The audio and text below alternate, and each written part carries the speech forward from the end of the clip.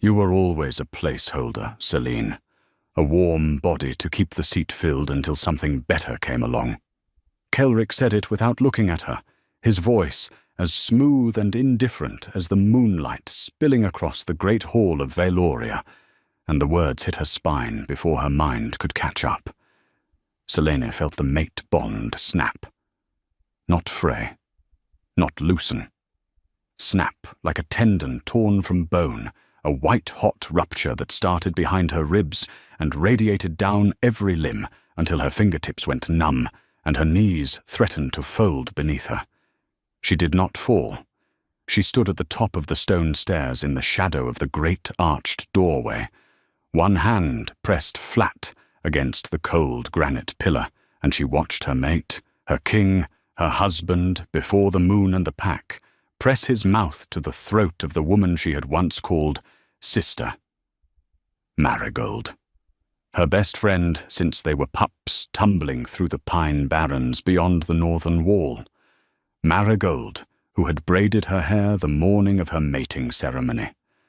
Marigold, whose laugh right now rippled up toward the vaulted ceiling like something bright and cruel. A laugh Celine had heard 10,000 times and never once understood was a blade. Better came along, Kelric repeated, softer now, meant only for the woman in his arms, and Selena watched her own life dissolve in the space of a single breath. She didn't scream.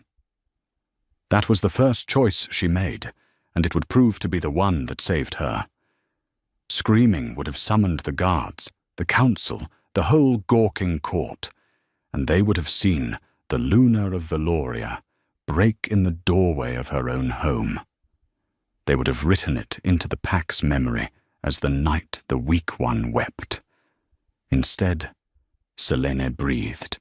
She counted the beats of a heart that no longer beat in rhythm with anyone's.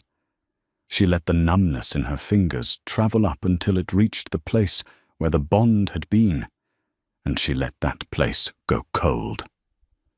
I will not die here, she told the darkness. I will not become a story you tell, to frighten the obedient. She stepped back into the shadow. The moonlight did not follow her. Down the corridor she went, past the tapestries her hands had chosen, past the portraits of Kelric's father and grandfather, past the little alcove where she had once believed she would someday stand holding a child of her own. Her boots made no sound on the stone. She had learned long ago how to move through this palace like breath through a sleeping body, a skill she had cultivated because a Luna who could not read a room was a Luna soon undone. And Selene had always understood, somewhere beneath her love, that Kelric's affection was a tide and not a foundation. She reached her chambers and closed the door, and did not weep. She stood in the center of the room she had decorated with her own 2 hands, and she looked at the vanity where her mating rings sat in a dish of carved bone, and she thought about how heavy they had felt on her fingers even in the beginning. She thought about the allowance Kelric deposited into the pack treasury under her name each moon, an allowance she had never once fully spent because spending it would have made her dependent, and dependency was a leash. She thought about the small iron box buried beneath the 3rd flagstone in the disused eastern cellar, the box she had been filling for 3 years with coin she earned quietly, trading her knowledge of herb lore and border negotiation to merchants who never knew they dealt with a queen. The bond throbbed where it had torn. Phantom pain, the healers would have called it, if she had been foolish enough to ask. A wound where a limb used to be. She pressed her palm to her sternum and pushed the ache down. She took nothing that Kelric had given her. Not the rings, not the silver circlet with its inlaid moonstone, not the fur-lined cloak he had draped over her shoulders on their first winter together, whispering that she was the only warmth he would ever need. She left it all on the bed, arranged neatly, deliberately, a still life of everything she was renouncing.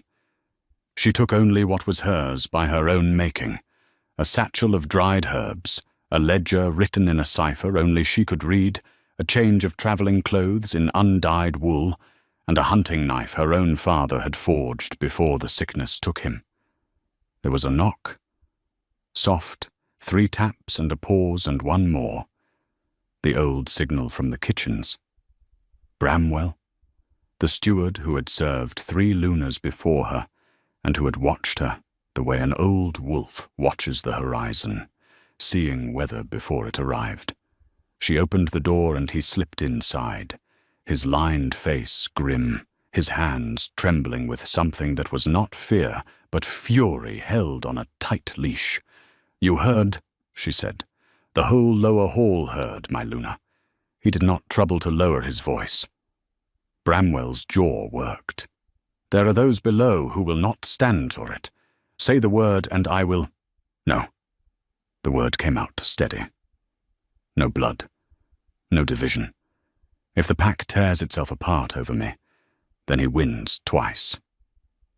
She looked at the old man and felt, for the first time all night, something soft try to rise in her throat. She swallowed it.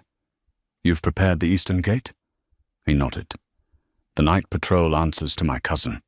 They'll be watching the western wood when you go.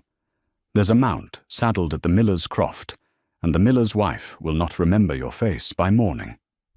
He hesitated. "You've known. For how long have you known this day would come?"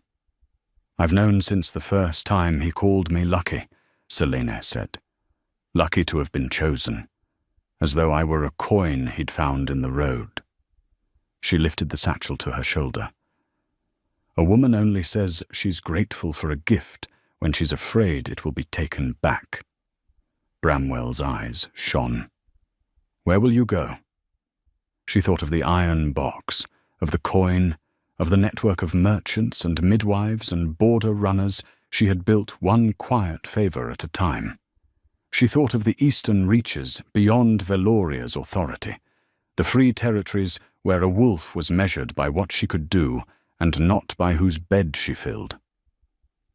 "Somewhere they'll have to learn my name," she said, "before they can throw it away." She embraced the old man once, briefly, the way you embrace a piece of a life you're leaving whole, so it doesn't shatter. Then she went to the eastern cellar, pried up the 3rd flagstone with the tip of her father's knife, and lifted the iron box into the crook of her arm. It was heavier than she remembered. Freedom always was. She walked out of the palace of Valoria through a servant's door as the moon climbed toward its apex, and she did not look back at the great hall where her husband was still murmuring promises into the throat of the woman she had trusted with her whole heart. She would not give them the shape of her leaving to gloat over. Let them wake tomorrow and find the rings on the pillow and the Luna gone, and let them spend the rest of their reign wondering. The mate bond had snapped, but a bond, she was beginning to understand, is only a rope, and a rope can be a leash, or it can be cut, and either way, a wolf who learns to run without it is a wolf no one can ever hold again. The free territories did not welcome her. That was the first lesson, and Selene had expected it, because she had spent her whole life among wolves, and knew that no pack opens its arms to a stranger who arrives at night with a box of coin and a wound she will not name. She came to the trading city of Harrowmere 3 days after she left Valoria, and Harrowmere did not care that she had once been a Luna. Harrowmere cared what she could sell, so she sold what she had. Not the coin that she guarded like a coal in winter. She sold her knowledge. She sat in the back rooms of merchant houses and mediated disputes that had festered for seasons, reading the men across the table the way she had once read the court of Valoria, seeing the fear beneath the bluster, the greed beneath the piety, the small human thing each of them wanted and would not admit to.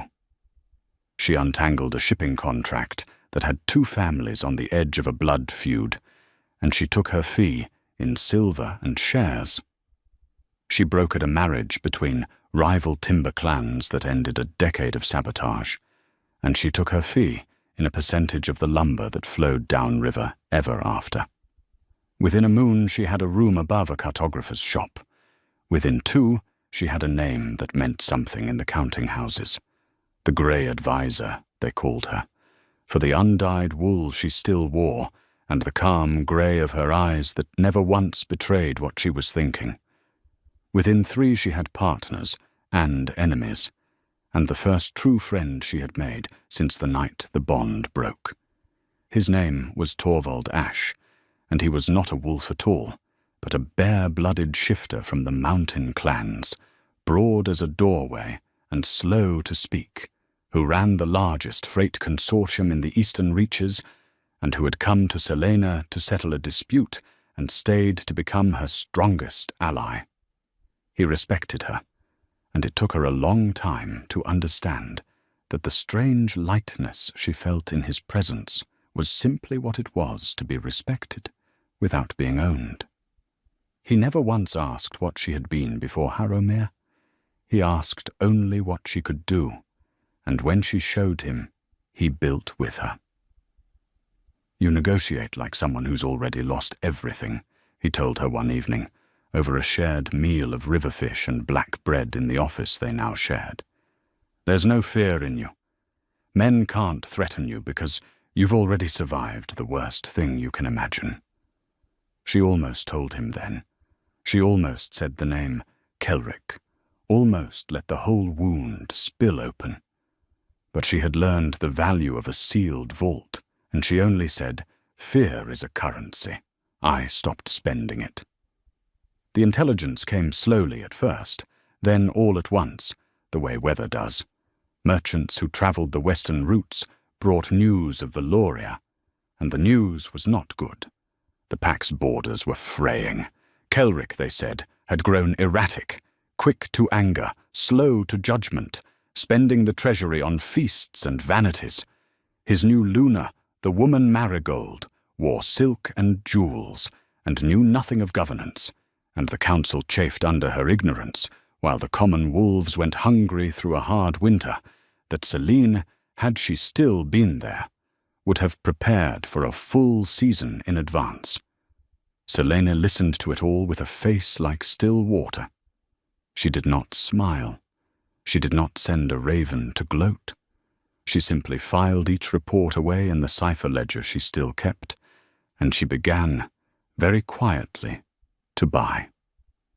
She bought Violoria's debt. It was Torvald who taught her the shape of the thing, though he did not know what she was building. Valoria, like every pack that lived beyond its means, borrowed against its future, against the harvest, against the ore in its hills, against the tolls on its roads. It borrowed from merchant consortiums and mountain clans and the great banking houses of the free cities, and those debts were bought and sold like any other commodity by people who cared nothing for the moon or the bond or the ancient pride of wolves. Selene, with her stashed coin, now grown fat on 3 seasons of shrewd investment, began to purchase those debts. A note here, a lien there, always through intermediaries, always beneath the notice of a king too busy feasting to read his own ledgers.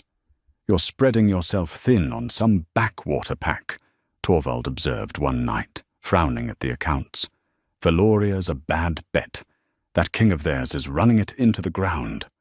"I know," Selene said. "That's why I'm buying." He looked at her a long moment, and something in his shrewd bear's eyes shifted. "This is personal." She did not lie to him. "It's owed." He nodded slowly and never asked again, and that was when she understood she trusted him, not because he demanded her secrets, but because he did not. 6 months after the night the bond broke, Selene stood on the roof of the cartographer's shop in Harrowmere and watched the sun come up over the eastern reaches, and she took stock of the woman she had become. Her hands, which had once trembled against a granite pillar, were steady. Her name, which Kelric had called a placeholder, was spoken with respect in a dozen counting houses. Her coin, which had begun as a coal she guarded in the dark, had become a fire that warmed a growing empire of shares and liens and quiet obligations. And in her sealed vault of a heart, the phantom pain of the broken bond had cooled into something harder and more useful. Not hatred. Hatred was a fire that burned the one who carried it. What Selene carried was colder, a clarity, a purpose, a certainty. She was going to walk back into Valoria one day, not as a supplicant and not as a wraith of the past, but as the single largest creditor of a kingdom on the edge of ruin.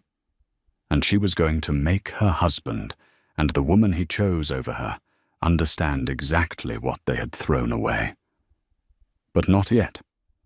The wise hunter does not spring the trap while the prey is still strong enough to chew off its own leg. She would wait. She would build. She would let Kelric's rot spread to its natural end. And she would be there, calm and grey-eyed and utterly unbreakable, when the whole gilded structure came down. "You're smiling," Torvald said, joining her on the roof with 2 cups of bitter mountain tea. "I don't think I've ever seen you smile." "I'm not smiling," Selene said, and took the tea. "I'm remembering how to." The winter that broke Valoria was not the cruelest anyone could remember. That was the tragedy of it, the thing the old wolves would speak of for a generation. The winter was hard but ordinary, the kind of winter a competent Luna prepares for the previous spring by ordering the granaries filled and the salt meat cured, and the herb stores counted against the fever that always came with the cold. Selene had done exactly that, every year, without a word of thanks. The pack had never known how close to the edge they walked, because she had spent her life quietly stepping between them and the cliff. Now no one stepped. Kelric had never learned the arithmetic of survival, because he had never had to. He was a king who understood dominance, the challenge in the ring, the throat offered in submission, the raw physical fact of being the strongest wolf on the mountain. He could not be beaten in single combat, and so he believed, in the marrow of him, that being unbeaten was the same as being right. He did not understand that a kingdom is not a duel. A kingdom is a ledger, and the ledger does not care how sharp your teeth are. So when the fever came with the cold, there were no herb stores, because Marigold had thought the herb women dull and dismissed them from the court. When the granaries emptied by midwinter, there was no salt meat, because the coin that should have bought it had been spent on a summer of feasts and a set of jeweled collars for the new Luna and her retinue of hangers-on. When the council came to Kelric with reports of hunger in the outer holdings, he did what strong men do when confronted with problems they cannot punch. He grew angry, and he blamed. He blamed the merchants for their prices. He blamed the council for their weakness. He blamed the harsh moon and the thin game and the old families who muttered against him. He blamed, in his darkest and most honest moments, alone in the great hall, where he had once broken his wife's heart without troubling to lower his voice, the ghost of the woman who had left, because Valoria remembered Selene now. It remembered her the way a body remembers a limb it has lost. The old steward, Bramwell, who had stayed because someone had to, because the common wolves needed a friend at court, and he had promised her nothing less, watched the king's face on the nights the reports came in, and he saw the thing take root there. The realization, not yet the full understanding, but the first cold seed of it. "There was a time," Bramwell said carefully one night, because he was old and had earned the right to speak plainly, "when the granaries were always full by autumn's end, and no one asked how, when the fevers were caught early, and the herb women were kept close and honoured. You were a fortunate king in those years." "I'm aware I had a competent Luna," Kaelric snapped. "She left. She abandoned her pack in the night like a thief." "Did she?" Bramwell said. It was not a question, and the old man let the silence after it stretch until the king looked away. Marigold, for her part, was drowning and did not know how to swim. She had wanted the throne, wanted the silks and the deference, and the man who was the strongest wolf on the mountain, and she had believed, because Selene had always made it look so easy, that being Luna was a matter of wearing the circlet well. She discovered too late that the circlet was the least of it. The council came to her with questions she could not answer. The women of the outer holdings came to her with children burning with fever, and she had no herbs to give them, and no words either, because Selene had known every family by name, and Marigold knew no one's name but her own. She had thought that taking Selene's place would mean becoming Selene. She learned that a place is not a person. She could sit in the chair. She could not fill it. And the pack, who had loved their quiet grey Luna without ever quite saying so, made their judgment in 1,000 small silences. The averted eyes, the perfunctory bows, the way conversation died when she entered a room and resumed, colder when she left. The bond between Marigold and Kaelric, forged in betrayal, curdled quickly. He had wanted her because she was new, because she was uncomplicated, because she laughed, and did not look at him with the quiet, assessing patience that had always made him feel, obscurely, that he was being measured and found wanting.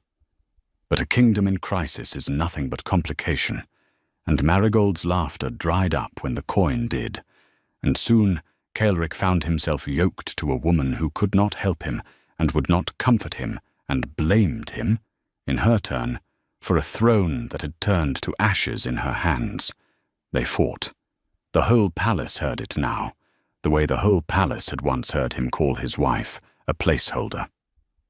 There was a symmetry to it that Bramwell noted with grim satisfaction and kept to himself.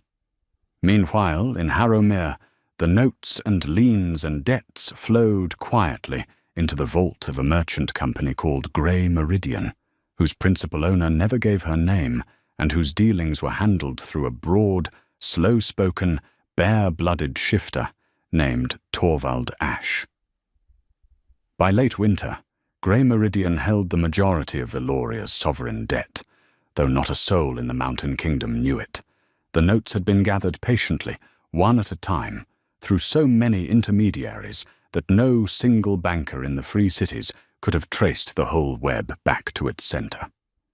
Selene had learned this too from Torvald, that true power hides its shape, that the hand which controls a thing is most dangerous when no one knows the hand exists. She spread the ledger before her one grey afternoon and read the sum of it, and felt the cold clarity settle over her like a well-worn cloak.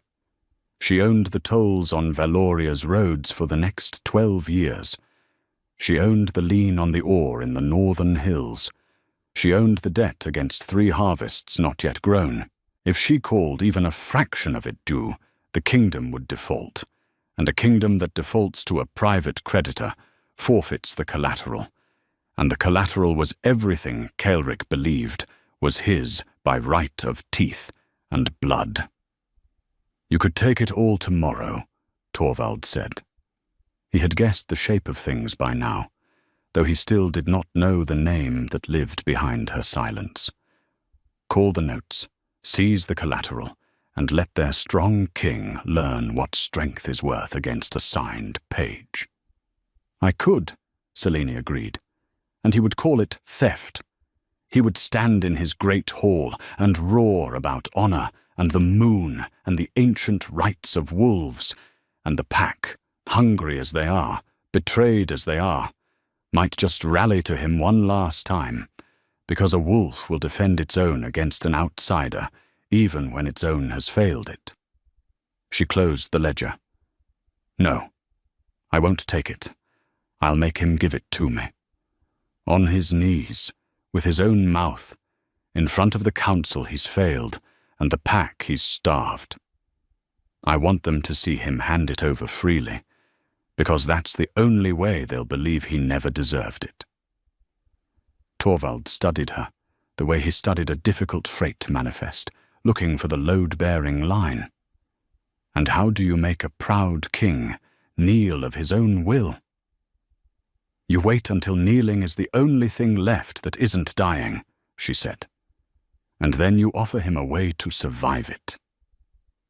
The way came in the form of an invitation, which is to say, a summons, which is to say, a desperate creditor's request dressed in the last rags of royal dignity. Kelric could not pay his debts. The winter had emptied him, and spring would not fill him fast enough, and the free city bankers who had once lent so freely now looked at Valoria the way vultures look at a stumbling elk. A delegation from the Mountain Kingdom rode east to Harrowmere to seek terms from the merchant company that had, mysteriously, come to hold so many of the notes, a company called Grey Meridian, whose reputation for fairness was matched only by its reputation for granting audiences to no one. Kelric came himself. That surprised even Selene, though it should not have. Pride would not let him send a proxy to beg. If there was begging to be done, he would do it in person and call it negotiation, and dominate the room by the sheer force of his presence, the way he had dominated every room since he was old enough to fight. He rode into Harrowmere with a retinue of 6 and Marigold at his side, because he could not be seen to have left her behind, and because she had insisted, believing that the sight of a Luna in her silks would remind these grubbing merchants who they were dealing with. They were shown to the great receiving hall of Grey Meridian, a long room of dark timber and cold stone, tall windows letting in the flat grey light of the eastern winter, and at the far end a single chair turned away from the door to face the fire. A high-backed chair of grey oak, plain and heavy, its occupant hidden. Bramwell had come too. Selene had arranged that, through her network, a message threaded so carefully that the old steward had known to attach himself to the delegation, had known. The moment he heard the name Grey Meridian, and the word grey attached to an advisor no one could describe, exactly whose trap the king was walking into. He stood now among the retinue, with his old heart hammering and his face a careful mask, and he waited. "I am King Kelric of Valoria," the king announced to the back of the chair, filling the room with his voice the way he filled every space. "And I have ridden 3 days to speak with the master of this house. I'll not address the back of a chair like a petitioner. Turn and face me." The chair did not move. "We hold your notes, King Kelric," said a voice from the chair, and it was low and even and utterly without deference. A woman's voice. "All of them, near enough. The roads, the ore, the harvests. If I call them due this afternoon, you ride home to a kingdom that no longer belongs to you by dawn. So I would reconsider the tone. Petitioners who owe everything do not give commands to the people they owe." Selena watched him in the reflection of the tall, dark window, watched the fury bloom in his face, and then check itself as the arithmetic of his situation reasserted its cold grip. She had wondered whether he would recognize the voice. He did not. 6 months and a broken bond, and a heart that had never truly listened to her, had rendered her a stranger by sound alone. "Then let us speak plainly," Kelric said, mastering himself with visible effort. "Merchant to king, I need terms, time, The winter was hard. The winter was ordinary. The voice cut in. The failure was not the winter's. Marigold's laugh, that bright, cruel thing, chimed nervously into the silence. How would a counting-house woman know the first thing about a hard mountain winter? We came for terms, not for a lecture from someone hiding behind furniture. And that was when the chair turned. It turned slowly, the grey oak scraping soft against the stone, and Selena let them see her by degrees. The undyed wool, the calm grey eyes, the steady hands folded in her lap, and the face they both knew and had both spent 6 months trying to forget. She watched the recognition hit them, the way the bond break had hit her. Not a fraying, but a snapping, a rupture, the blood draining from Marigold's painted face and the breath stopping in Kelrick's chest. "Hello, Kelrick," Selena said. "Hello, Marigold. I hear the granaries were empty this year." For a moment, no one in the hall breathed. Bramwell at the back pressed his lips together and looked at the floor to hide what was rising in his old eyes. "Selene." Kelrick's voice came out wrong, cracked at the edges. "You. This is you. Grey Meridian is you." "Grey Meridian is a company," she said. "I am merely its largest shareholder, and its final authority, and the woman who spent the last 6 months buying every debt your incompetence generated." She rose from the chair, unhurried, and the plain grey wool moved around her like the robes of a judge. "You called me a placeholder, a warm body keeping the seat filled until something better came along. Do you remember? You didn't trouble to lower your voice. I was—" He stopped. There was no end to that sentence that would survive contact with this room. "You were drunk on a woman who laughed prettily and asked nothing hard of you," Selene finished for him. "I understand. It's a comfortable thing to be worshipped instead of measured. But worship doesn't fill a granary, and it turns out neither does the strongest set of teeth on the mountain." Marigold had recovered enough to gather her silks and her indignation. "You think this makes you something?" she hissed. "You bought some paper. You'll always be the woman he left. That doesn't change no matter how many merchants call you clever." Selene turned her grey eyes on the woman who had braided her hair the morning of her mating ceremony, and she didn't raise her voice, and that was what made it terrible. "You're right," she said. "I'll always be the woman he left, and you'll always be the woman he left her for, the one who was better, until the coin ran out and the fevers came, and the pack looked at you and saw nothing they could love. Tell me, Marigold, when they came to you with their dying children and no herbs to give them, did you laugh then? That pretty laugh? Or did you finally understand what the seat was for?" Marigold had no answer. Her mouth opened and closed, and the bright cruelty in her drained away into something small and frightened, and Kelrick, for the first time, looked at her and saw the hollowness that Selene had named, and understood that he had traded a foundation for a tide, and the tide had gone out. "That doesn't work on me anymore," Selena added quietly, when Marigold drew breath to strike again. "None of it does. Not your laugh, not his commands, not the memory of a life I've already buried. You'll have to find some other woman to make small. I'm done being your mirror." Kelrick stepped forward, and the old dominance rose in him out of pure animal reflex, his shoulders squaring, his voice dropping into the register that had made stronger wolves than him lower their eyes. "Selene, whatever grievance you carry, we can settle it as adults, as two people who once shared a bond. Name your price. I'll pay it. But do not destroy a kingdom of innocent wolves to punish one man's mistake." And there it was. The last card of a cornered king, the appeal to the very people he had starved. Selene had known he would play it. She had planned for it. The innocent wolves, she repeated, the ones freezing in the outer holdings while you bought jeweled collars. Those innocent wolves, you want me to spare them. She let the silence work. I intend to. That was always the plan. But not for your sake, Kelric. Never again for your sake. She walked to the long table where the terms had been laid out that morning, and she set one hand upon the topmost page, and she looked at the king who had once called her lucky to have been chosen. Here is what happens now, she said.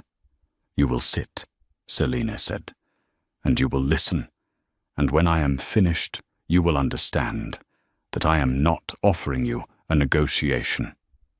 I am offering you the only door out of a burning house, and the price of the door is your pride, which I have found is worth considerably less than you always believed.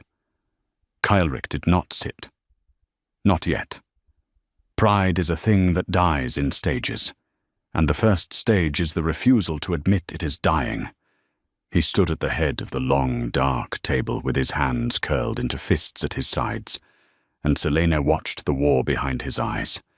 The strong wolf who wanted to overturn the table and roar, straining against the cornered king who knew that a single word from her would send him home to a throne room full of strangers. Sit, Torvald rumbled from the doorway, and the sheer mass of him filled the frame like a boulder that had learned to speak. The lady asked once, She's more patient than I am. Kelric sat. Selene did not gloat. That was the thing Bramwell would remember longest, the thing he would carry back to Veloria and speak of in the kitchens for the rest of his days, that in the moment of her absolute victory, she did not smile, did not sneer, did not raise her voice by a single degree. She simply began to speak, and her calm was more devastating than any triumph could have been, because it told everyone in the room that this was not the wild joy of revenge. This was the settled work of justice, and justice doesn't celebrate. It simply arrives. Grey Meridian will forgive Violoria's debt, she said. All of it. The roads, the ore, the harvests. The kingdom will emerge from this winter solvent and whole, and no innocent wolf will freeze because a merchant company called a note due in spring. Marigold's head came up, hope flickering, and Kelric's fists loosened a fraction, and Selene let them believe it was mercy for exactly the length of one breath before she closed the trap. On 3 conditions, she said. The first is that Veloria will be governed henceforth by a council of stewards, elders and holders answerable to a charter I have already drafted. The crown will remain. The pack loves its traditions, and I will not strip them of a comfort that costs me nothing. But the crown will sign the charter, and the charter binds the treasury, the granaries, and the herb stores to the council's oversight in perpetuity. Never again will a single wolf's vanity be permitted to starve a kingdom. You'd make me a figurehead, Kelric said, and his voice had gone hoarse. I'd make you accountable, Selene corrected. There is a difference, though I understand it may be difficult for you to see it, having never been accountable to anyone in your life. She turned a page. The second condition. Bramwell, steward of Veloria, will sit at the head of that council, with the authority to summon or dismiss any officer of the court, including the crown's own retinue. He has served 4 lunas and kept the lower halls fed through 3 famines you never noticed. The pack trusts him. That trust is worth more than your bloodline, and I intend to spend it wisely. At the back of the hall, Bramwell went very still, and then very slowly he straightened, decades falling from his shoulders, and he inclined his head to her. Not a bow of submission, but the salute of one old campaigner to another. And the third, Selena continued, and here at last something shifted in her voice, something that had been sealed in the vault of her for 6 long months. The third condition is Marigold. The woman flinched at her own name. You wanted to be Luna, Selena said, looking at her steadily. You wanted the silks, and the deference, and the seat by the strongest wolf on the mountain. Well, you had it. For 6 months you had exactly what you took from me, and I have watched from a distance while it turned to ashes in your hands, and I find that I am not angry any more. I thought I would be. I thought this moment would taste of blood. But you are a small woman who wanted a large thing, and you got it, and it broke you, and there is no punishment I could invent that would be crueler than the 6 months you have already lived. She paused. So here is your condition. You will leave Veloria. Not in disgrace, not in chains. I won't parade you. You'll be given a stipend, modest and sufficient, and a house in one of the free holdings, and you will live out your life as what you always were beneath the silk, an ordinary woman who reached above her measure and fell. Go somewhere no one has heard your name, Marigold, and build a small life honestly, and perhaps you'll find it fits you better than the throne ever did. It was mercy, and it landed like a sentence, because it was mercy delivered by the woman she had wronged, and there is nothing more unbearable to a proud heart than being forgiven by the person you were sure you had defeated. Marigold's painted face crumpled. She looked at Kelric. One last time, the reflex of a woman reaching for the strong wolf who was supposed to protect her. And Kelric didn't look back. His eyes were fixed on Selene, and in them was the full and terrible dawning that Selene had promised herself she would live to see. The understanding, at last and too late, of exactly what he had thrown away. I signed my life to you, he said, very quietly, and it was not a command now, and it was not an argument. It was a man speaking from the bottom of a well he had dug himself, before the moon and the pack, and I broke it for a laugh, for the feeling of being adored instead of seen. I called you a placeholder. He shook his head slowly. You were the whole foundation. I was standing on you the entire time, and I called you the thing that could be replaced. Yes, Selene said. She did not soften it. Some truths are owed their full weight. You did. Can it be undone? He asked, and there it was, the last and most human thing, the hope, absurd and heartbreaking, that the door he had burned might yet be opened, that a bond snapped in a moonlit hall might yet be mended, if he only found the right coin to pay. The bond. Us. If I gave up everything, if I signed your charter and knelt in the square and told the whole pack I was a fool, would you— No, Selene said. Just the one word. She let it stand alone because it needed no reinforcement, and because she had learned that the wronged party speaks least and lands hardest. No, she said again, more gently, and the gentleness was the cruelest part. There is no coin for that, Kelric. There is no clever page I can sign. You didn't break a contract. You broke a woman, and she healed into someone who does not need you, and the woman you're asking to come back doesn't exist anymore. I buried her in the eastern reaches under a name you never bothered to learn to respect. What's sitting in this chair is what grew up out of that grave, and she is not for you. She is not for anyone who thinks a person can be a placeholder. She held his gaze. You may keep your crown, you may keep your title and your traditions and your seat in the great hall, but you will kneel, not to me, and not for love, and not to earn back a bond that's ash, you'll kneel to sign the charter in the square, before the park, the way you asked, because it's the only way they'll believe the change is real. And then you'll rule Valoria as a servant of it, the way you should have from the beginning. That is the door. That is the only door. Sign or walk out that gate and ride home to watch it all default and die.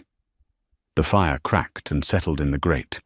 Grey light lay flat across the dark timber. Somewhere below in the counting rooms of Grey Meridian, a bell rang out the hour, and its clear note fell into the silence of the hall like a stone into still water. Kelric looked down at the charter.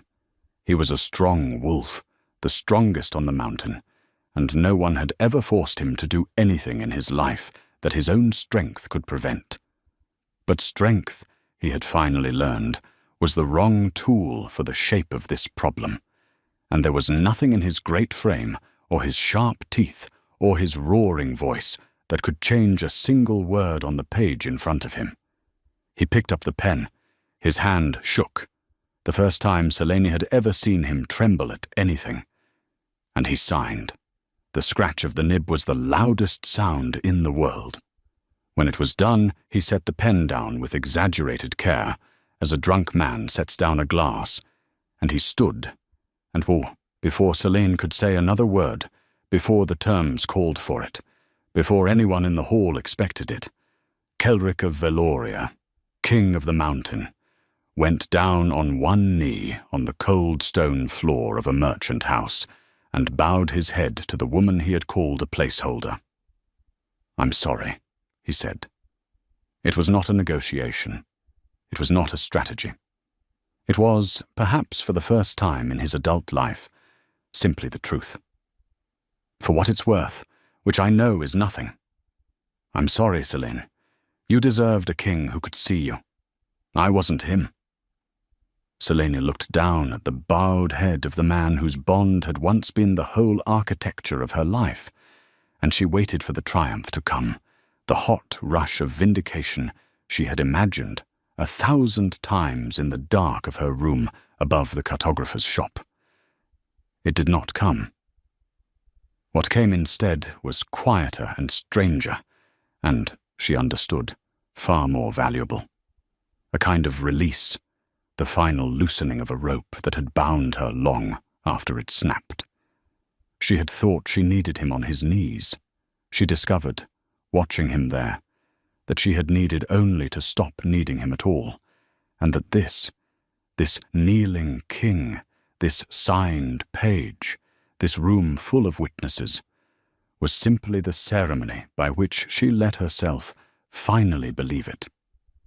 "Get up," she said, not unkindly. "Kneeling doesn't suit you, and it was never what I wanted." He rose slowly, uncertain, a man who had run out of moves and did not know how to stand in a room he could not dominate.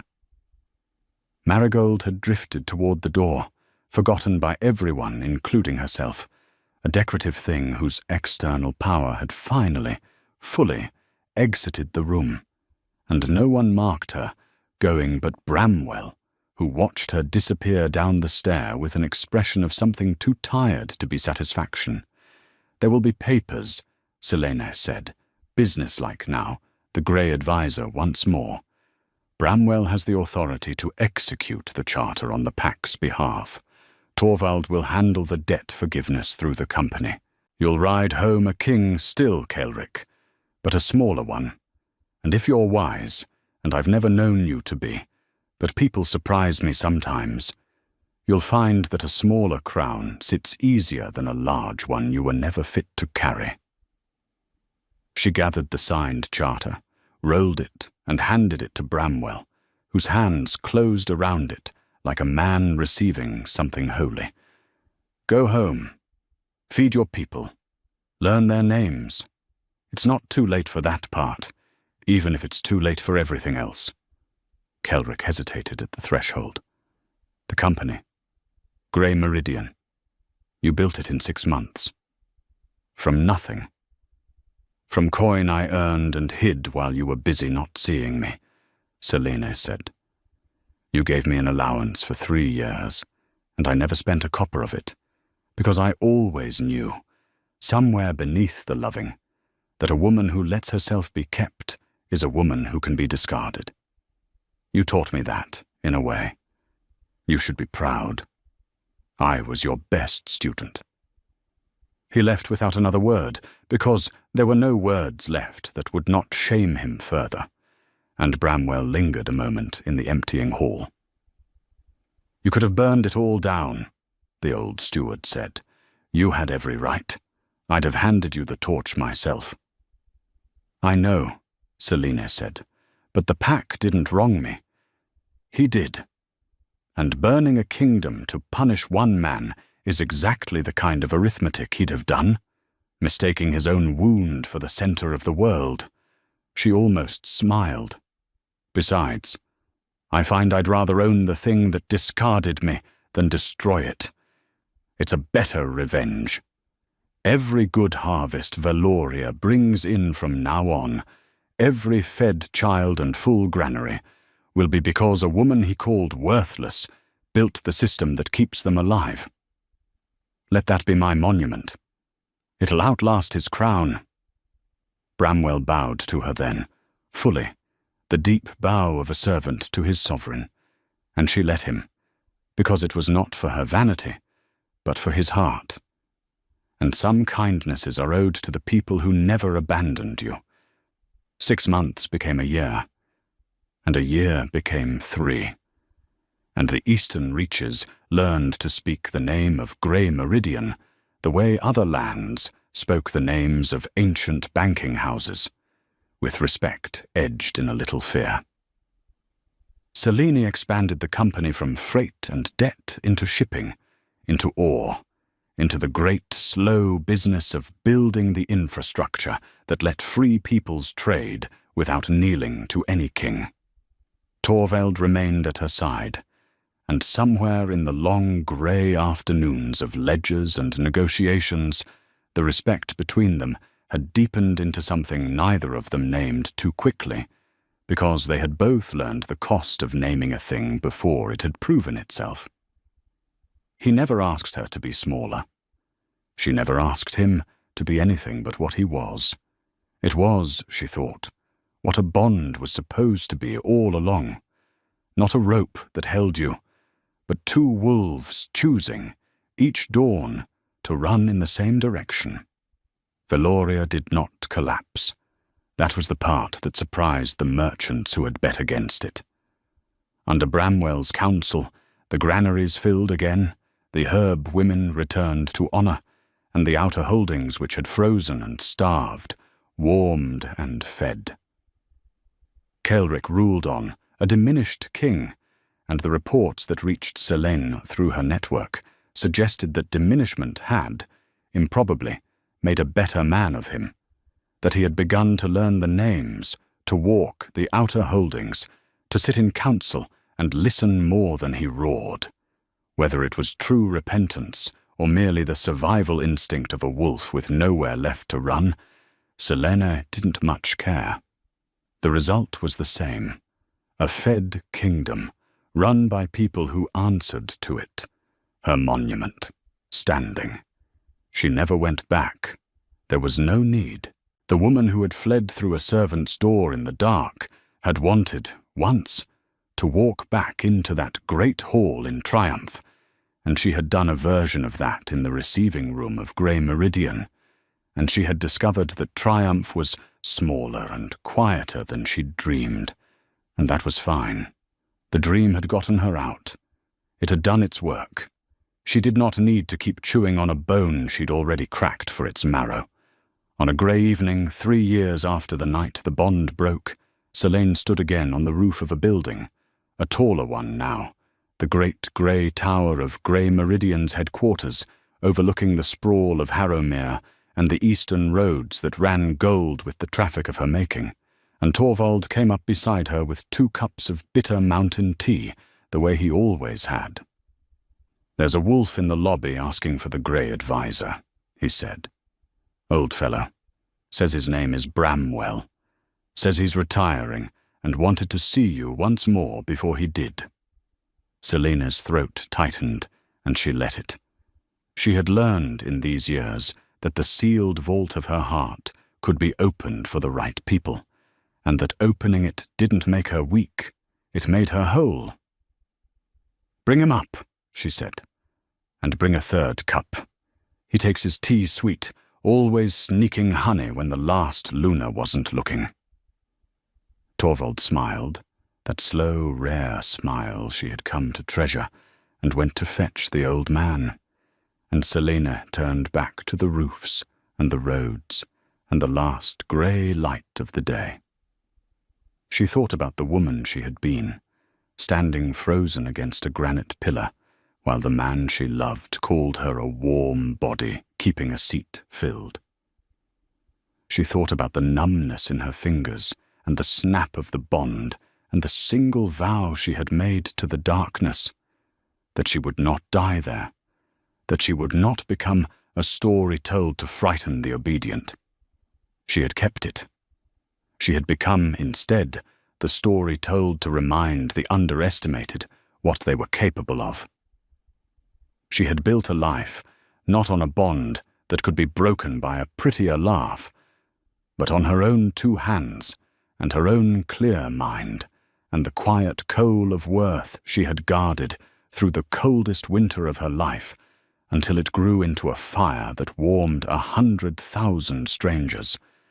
Kaelric had thought her worth was something he had granted her, that she was lucky to have been chosen, a placeholder elevated by his favor, holding a seat until something better arrived. He had been wrong about the most important thing a person can be wrong about. Worth is not granted by those in power. It is not a coin pressed into your palm by a king to be taken back when he tires of you. It is proven in the dark, alone, through the long, unglamorous grind of surviving what should have destroyed you.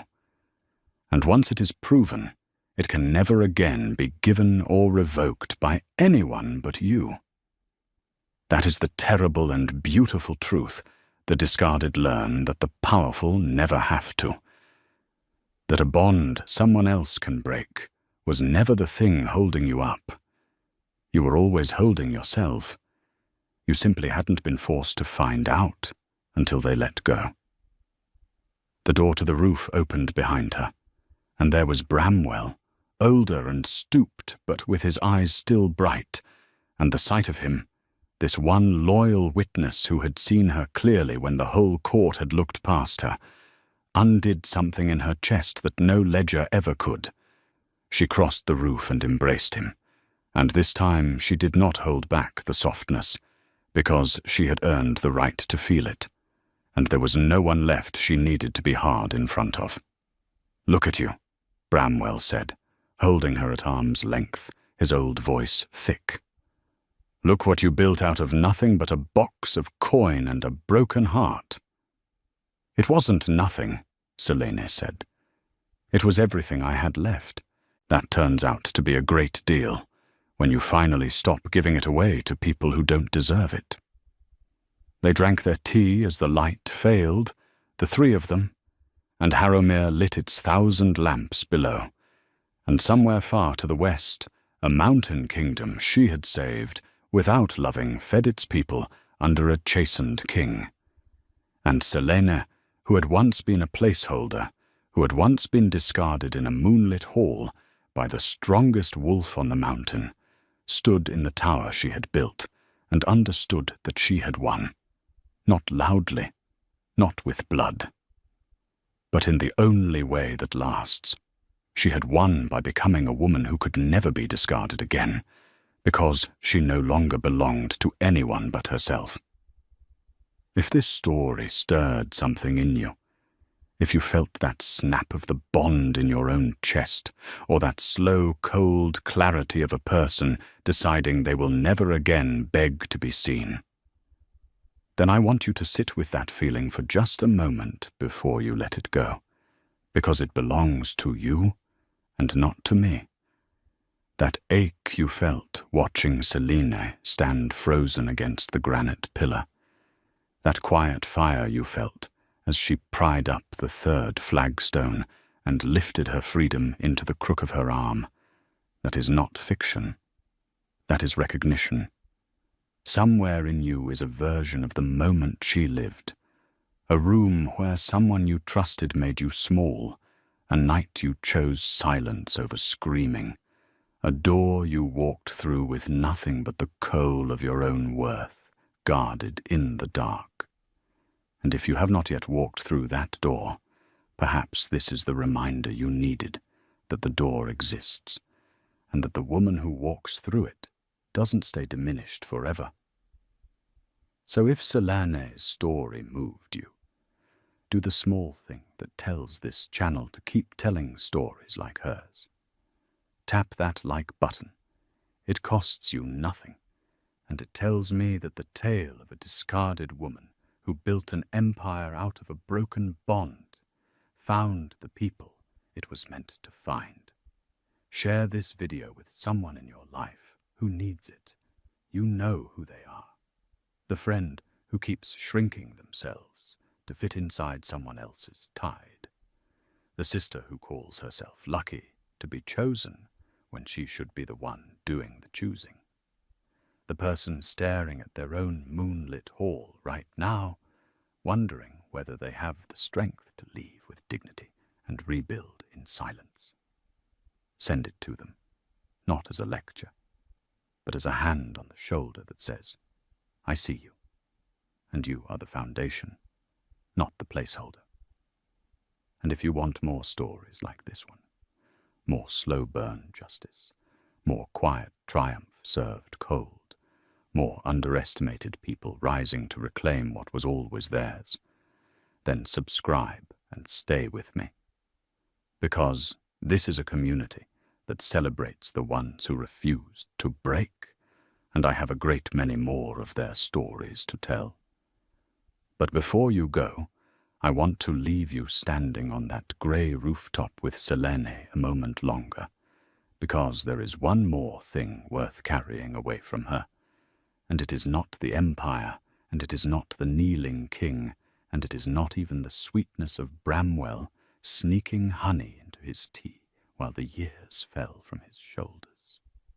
It is the thing she said to him as the lamps of Harrowmere came alive below them, the thing she almost did not say, because it sounded, even to her, like something too simple to be true after everything.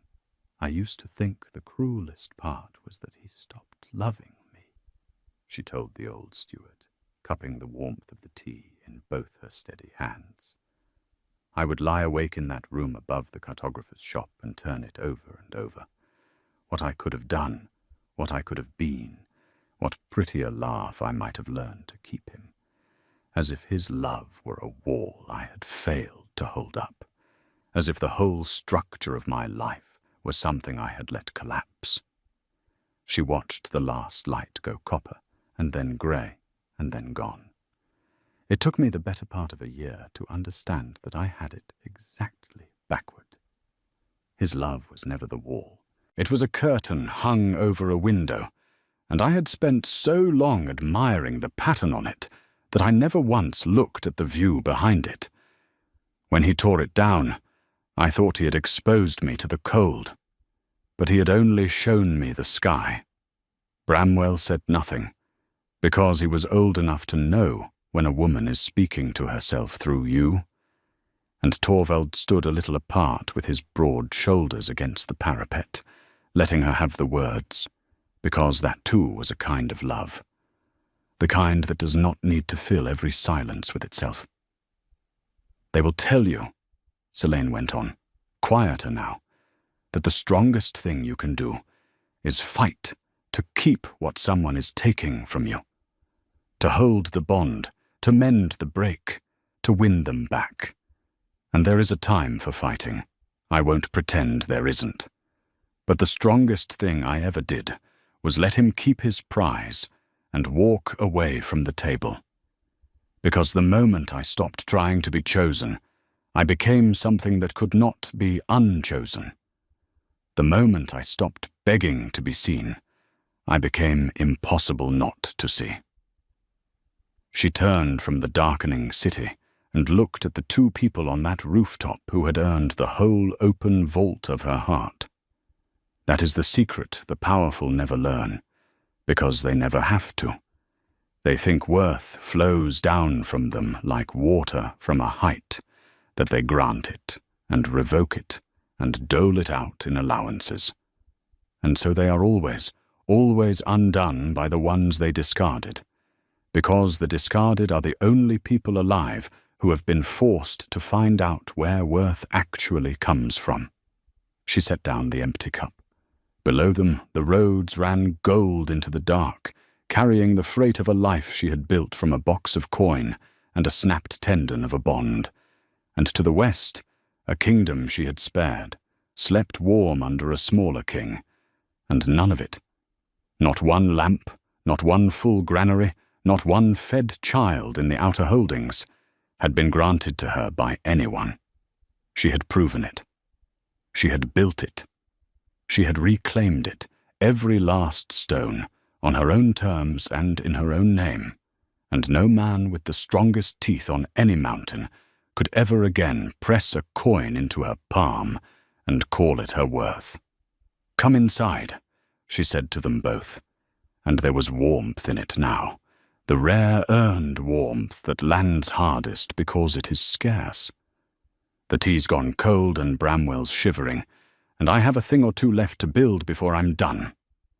And Torvald pushed off the parapet with that slow, rare smile, and Bramwell wrapped his old hands tighter around his sweetened cup, and the three of them went down into the great grey tower she had raised out of nothing, out of everything, out of a single vow made to the darkness on the worst night of her life, that she would not die there, and that she would not become a story told to frighten the obedient. She had kept it. She had become, instead, the story you just heard. And now it belongs to you.